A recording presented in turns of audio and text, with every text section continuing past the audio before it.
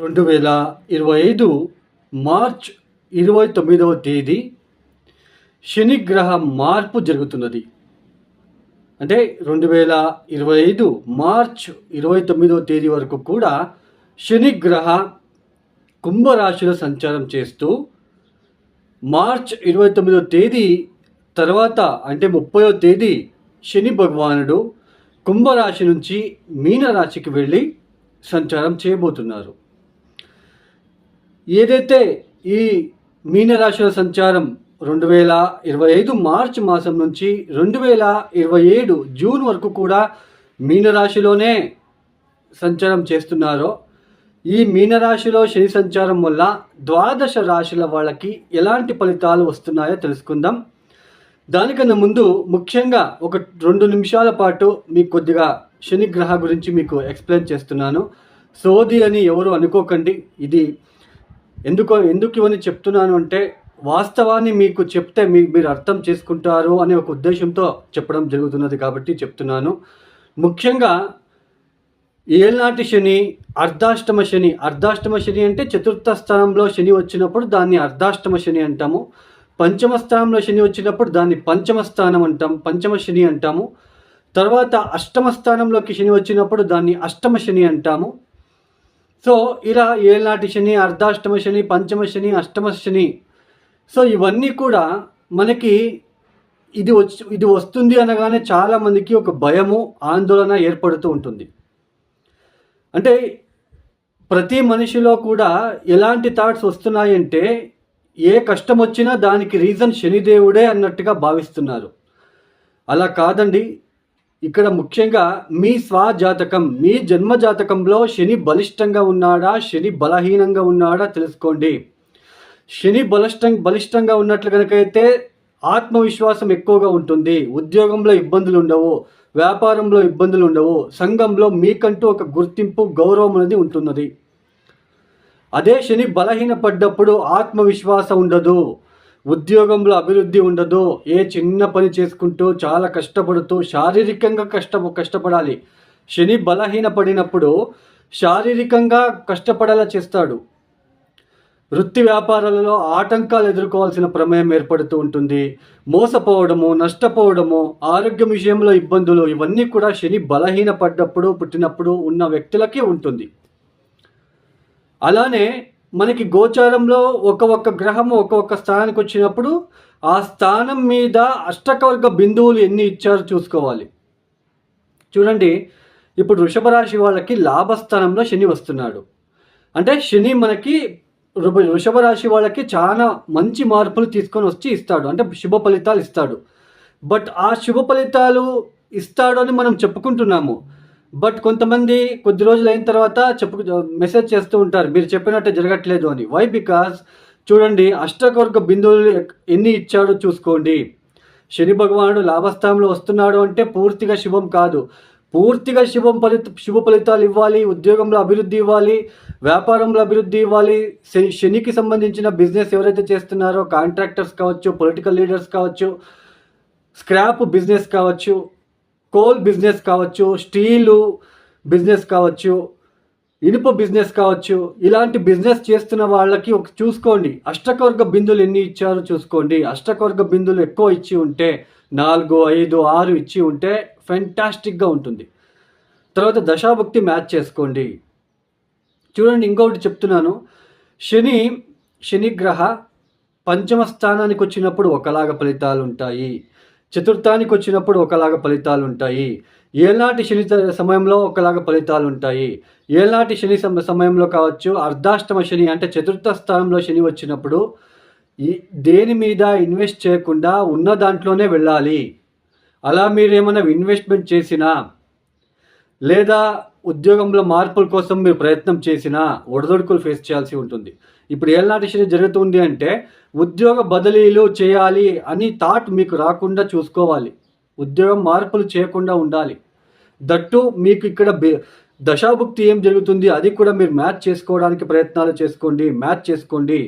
దశాభుక్తి తర్వాత ఏళ్ళనాటి శని సమయంలో మీకు ఏ దశాభుక్తి జరుగుతున్నది ఇది కూడా మీరు చూసుకోవాలి. అష్టకవర్గ బిందువులు మ్యాచ్ చేసుకోండి, అప్పుడే మీకు అంటే ఈజీగా తెలుస్తుంది. తర్వాత చతుర్థ స్థానంలో శని వచ్చినప్పుడు ఇప్పుడు ధనుసు రాశి వాళ్ళకి చతుర్థ స్థానానికి శని వస్తున్నాడు, అర్ధాష్టమ శని. అర్ధాష్టమ శని వచ్చినప్పుడు ఏం జరుగుతుంది? సో మీరు ముందే ఇంటికి సంబంధించిన విషయంలో చాలా జాగ్రత్తగా ఉండాలి. ఇప్పుడు ఇల్లు కట్టాలి, లేదా సైట్ కొనుగోలు చేయాలి, సైట్ అమ్మాలి, ఇవన్నీ కొద్దిగా మానుకోవాలి. అలా మానుకోకపోతే నష్టాలు తీసుకొచ్చి పెడతాడు అక్కడ. సో ఇది అండి. తర్వాత పంచమ శని అంటే ఏంటి? పంచమ శని ఎలా ఉంటుంది? కష్టపడకుండా డబ్బులు ఈజీగా సంపాదించాలి అనే ఒక థాట్ క్రియేట్ చేసి మిమ్మల్ని అప్పుల పాలు చేసేస్తాడు. బెట్టింగ్లు కట్టడము, షేర్ మార్కెట్లో ఇన్వెస్ట్మెంట్ చేయడము, సంతానం అంటే పంచమ స్థానం అంటే ఏంటి? షేర్ మార్కెట్, ఈ క్రియేటివ్ థాట్స్ అని అంటాం. మన ఆలోచన విధానం ఎలా ఉంటుంది అది మనం పంచమ స్థానం నుంచి చూస్తాము. తర్వాత కొంతమంది జెలసీగా ఫీల్ అవుతూ ఉంటారు, అది కూడా పంచమ స్థానమే ఇంపార్టెంట్. తర్వాత సంతానం విషయంలో కూడా అభివృద్ధి ఉందా లేదా, సంతానం ద్వారా మనకి ప్రాఫిటబుల్గా ఉంటుందా లేదా, దాన్ని కూడా పంచమ స్థానం నుంచి చూస్తాము. ఇలా పంచమ స్థానంలో శని వచ్చినప్పుడు కష్టపడకుండా, శారీరానికి ఏది ఇబ్బంది రాకుండా మనం కూర్చొని తినాలి అనే ఒక థాట్ పుట్టిస్తాడు. బెట్టింగ్లు, షేర్ మార్కెట్లో ఇన్వెస్ట్మెంట్ చేయడము, 5 లక్షలు చేస్తే ఇన్వెస్ట్మెంట్ చేస్తే 10 లక్షలు వస్తుందంట, లేదా 25,000 రూపాయలు బెట్టింగ్ కడితే 50,000 వస్తుంది, 50,000 పాటు మనం కూర్చొని 5 నెలలు తినొచ్చు కదా అన్నట్టుగా క్రియేట్ అవుతుంది అక్కడ. అందుకే మనము చూసుకొని మనం వెళ్ళాలి అండి. అక్కడ పంచమస్థానంలో ఎన్ని అష్టకొర్గ బిందులు ఇచ్చాడు అది చూసుకోవాలి అండి. ఇవన్నీ మీకు చెప్తున్న ఉద్దేశం ఏంటి అంటే అర్థం అవ్వాలి, మీరు ప్రతి ఒక్కరు కూడా అర్థం చేసుకొని బాగుండాలి అనే ఒక ఉద్దేశంతో చెప్పడం జరుగుతున్నది. ఇక మనము ద్వాదశ రాశిల వాళ్ళకి వెళ్ళే ప్రయత్నం చేద్దామండి. కుంభరాశి. ఈ కుంభరాశి వాళ్ళకి 2025 మార్చ్ 29వ తేదీ వరకు కూడా జన్మరాశిలో సంచారము, 2025 మార్చ్ 30వ తేదీ నుంచి మీ ద్వితీయానికి వెళ్ళిపోతాడు. మీరు ఏదైతే ఈ 2 సంవత్సరాలు జన్మరాశిలో సంచారం చేసేటప్పుడు ఏ ఇబ్బందులు అయితే మీరు పడ్డారో, ఆరోగ్యరీత్యా కావచ్చు, అపవాదాలు కావచ్చు, ఈ సమయంలో లేజినెస్గా లోన్లీగా ఫీల్ అవ్వడం కావచ్చు, ఒక భయం అనేది ఎక్కువగా ఉంటుంది. ఈ సమయంలో మానసిక ప్రశాంతత ఉండదు, అపవాదాలు, వృథాహా మీ పైన గొడవలు వస్తూ ఉంటారు. ఎవరైనా ఒకరు గొడవలు చేయడానికి వస్తూ ఉంటారు. ఇలాంటివన్నీ మీరు ఫీల్ అయ్యి ఉంటారు. బట్ ఇక మీద అలా ఉండదండి. ఇవన్నీ తగ్గుముఖమవుతాయి. ద్వితీయానికి వెళ్తున్నాడు. ద్వితీయానికి వెళ్ళినప్పుడు శని ఒకలాగా బిహేవ్ చేస్తాడు. ద్వితీయానికి వెళ్ళినప్పుడు మనకి ఎలా ఉంటుంది? డబ్బు ఎక్కువ ఖర్చు పెట్టరాదు అనే ఒక లెసన్ని మనకి ఇక్కడ శనిదేవుడు నేర్పించడానికి అవకాశాలు ఉంటాయి. నా కుటుంబ పరంగా నేను ఎక్కువ అభివృద్ధి సాధించాలి అనే ఒక తపన క్రియేట్ అయ్యేలా చేస్తాడు. అయినా ద్వితీయ స్థానంలో వెళ్ళినప్పుడు శని డబ్బు ఎంత ఇవ్వాలో మీకు అంత ఇస్తాడు. ఎక్కువ అతి ఆశతో ఉన్న వాళ్ళకైతే ఇక్కడ నష్టపోవడానికి అవకాశాలు ఉంటాయి. తర్వాత ఫ్యామిలీ, ఫైనాన్షియల్లీ కొద్దిగా ఇంకా యావరేజ్ ఫలితాలే ఉంటాయి మనకి. బట్ ఇక్కడ ఏంటి, కుంభరాశి వాళ్ళకి గుడ్ న్యూస్. ఈ సంవత్సరం 2025 ఏప్రిల్ తర్వాత గురుబలం వస్తున్నది మీకు. మీ ద్వితీయాధిపతి పంచమానికి వెళ్తున్నాడు. సో ఎన్ని ఇబ్బందులున్నా, ఇన్ని రోజులు మీరు ఏదైతే ఇబ్బందులు పడ్డారో అవన్నీ 2025లో కొద్దిగా ప్రశాంతత ఉంటుంది. అంటే గురుబలం వస్తుంది కాబట్టి మేనేజ్ చేసుకొని వెళ్తారు, ఒక పీస్గా వెళ్తారు, ఒక హ్యాపీగా ఉండడానికి ప్రయత్నాలు చేసుకుంటారు. ఇది మాత్రం బాగా గుర్తుపెట్టుకోండి. ఈ సమయంలో కుంభరాశి వాళ్ళు షూరిటీ సంతకాలు వేయద్దు. తర్వాత మధ్యవర్తితో మీరు డబ్బులు ఎవరికైనా అప్పులు ఇప్పించవద్దు. బిజినెస్ ఎక్స్పాన్షన్ వద్దు. ఉన్న దాంట్లోనే సరైన పద్ధతిలో మీరు ముందుకు వెళ్తే సక్సెస్ సాధిస్తారు. అందులోన ద్వితీయ స్థానంలో శని ఎన్ని అష్టకొర్గ బిందులు ఇచ్చాడు అది కూడా మీరు చెక్ చేసుకోండి. 4, 5, 6 ఇచ్చి ఉంటే పెద్దగా డిస్టర్బెన్సెస్ అయితే ఉండదు.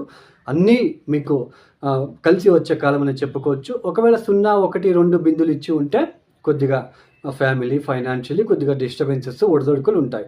దశాభుక్తి కూడా చూసుకోండి. ఈ సమయంలో ఏదైనా చెడు గ్రహ దశ జరుగుతూ ఉంటే, పోనీ ఇంకొక ఎగ్జాంపుల్ చెప్పేస్తాను. శని మహాదశ జరుగుతూ ఉంటే ఇప్పుడు మీకు శని ఎక్కడికి వెళ్తున్నాడు? ద్వితీయానికి వెళ్తున్నాడు. అష్టకొర్గ బిందులు కనుక 0, 1 ఇచ్చి ఉంటే చాలా కష్టం, చాలా ఇబ్బందులు ఫేస్ చేయాలి. గురుబలం ఉంటుంది కాబట్టి కొద్దిగా మేనేజ్ చేసుకొని ఏదో కొద్దిగా ఊపిరి పీల్చుకొని వెళ్తారు. సో అక్కడ కనుక అష్టకొర్గ బిందులు ఎక్కువ ఇచ్చి శని మహాదశ జరగకుండా మంచి ఫేవరబుల్ దశ జరుగుతుంటే ఎక్సలెంట్ ఫలితాలు కుంభరాశి వాళ్ళకి 2025లో వస్తాయి. ఇది చూసుకోండి. దశాభుక్తి, అష్టకొర్గ బిందువులు ఇవన్నీ చెక్ చేసుకొని చూసుకుంటే మనకి ఎలాంటి ఫలితాలు వస్తాయి. సామాన్యంగా ద్వితీయ స్థానంలో శని సంచారం చేసేటప్పుడు ఈ యొక్క ఎక్కువ తిండి పిచ్చి పెరుగుతుంది. ఏదో ఒకటి తినాలి అనే తపన ఏర్పడుతూ ఉంటుంది. తర్వాత ఆర్థిక విషయంలో, తర్వాత ఫ్యామిలీ విషయంలో చిన్నపాటి డిస్టర్బెన్సెస్ మీరు ఫీల్ అవ్వడానికి అవకాశాలు ఉంటాయి. ఈ సమయంలో ఇన్వెస్ట్మెంట్ వద్దు, అవసరం లేదు ఇన్వెస్ట్మెంట్ వద్దు, ఉన్న దాంట్లోనే మీరు వెళ్ళండి. దశాభుక్తి బాగుండి మీ జాతకం బాగా ఉంటే మీరు హ్యాపీగా ఇన్వెస్ట్మెంట్ చేసుకుంటూ బిజినెస్ ఎక్స్పాన్షన్ చేసుకుంటూ వెళ్ళవచ్చు. ఈ కుంభరాశి వాళ్ళు తప్పనిసరిగా చేసుకోవాల్సిన పరిహారాలు: కాలభైరవేశ్వర అష్టకాన్ని చదువుకోండి. శని త్రయోదశి రోజు ప్రదోష కాలంలో శివుడికి తైలాభిషేకం, ప్యూర్ నువ్వుల నూనెతో తైలాభిషేకం చేయించండి. ఈ సమయంలో కనీసం ఒక మూడు మాసాలైనా ప్రతిరోజు మానకుండా నల్ల నువ్వుల ఒత్తులని శివాలయానికి వెళ్ళి వెలిగించడానికి ప్రయత్నం చేయండి. దత్తాత్రేయ క్షేత్రానికి వెళ్ళి రావడానికి ప్రయత్నం చేయండి. అరుణాచలానికి వెళ్ళి రావడానికి ప్రయత్నం చేయండి. నా కుంభరాశి మిత్రులందరికీ కూడా శనిదేవుడి యొక్క కృపా కటాక్ష దొరకాలని ఆశిస్తూ ప్రార్థిస్తూ ఈ యొక్క వీడియోని క్లోజ్ చేస్తున్నాను. ఎవరైతే ఈ వీడియో చూస్తున్నారో మీకు నచ్చినట్లయితే దయచేసి లైక్ చేయండి, షేర్ చేయండి, సబ్స్క్రైబ్ చేసుకోండి. సర్వే జనో సుఖినో భవంతు. ధన్యవాదములు.